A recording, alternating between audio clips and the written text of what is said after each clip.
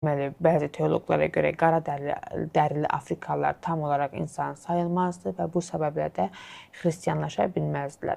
Amma kölələşdirilə bilərdilər. Baxsan. Başqa quruma görə isə onlar Hamın uşaqları idi.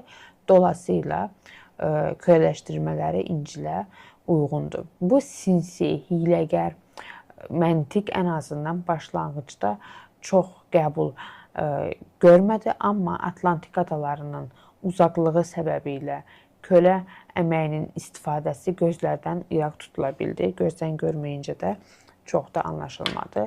1500-cü ildə kölələri Madeirayı dünyanın ən böyük şəkər ixracatçısı halına gətirmişdir.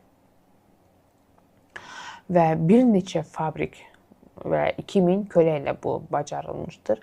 1492-də Kolumbun deməli yeni dünyanı kəşf etməsindən sonra şəkər istehsalında kölə istifadəsi böyük miqyasda artdı. Kolumb bilirsiniz Hindistana qərbdən bir keçid axtarmışdır və ancaq Karayib adalarına gedib çıxmışdır. Hekayəni bilirsiniz.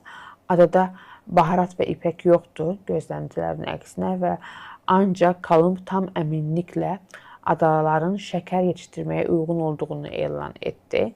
1493-də yeni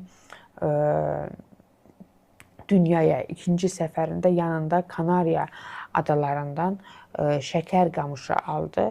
Çox keçmədən İspaniya idarəsindəki Karayib adalarında Portuqaliyalıların idarəsində olan o Cənubi Amerikada bugün Braziliya olaraq bilinən yerlərdə şəkər qamışı istehsalı başladı və yerli xalqı kölələşdirmə cəhdləri uğurlu olmadı.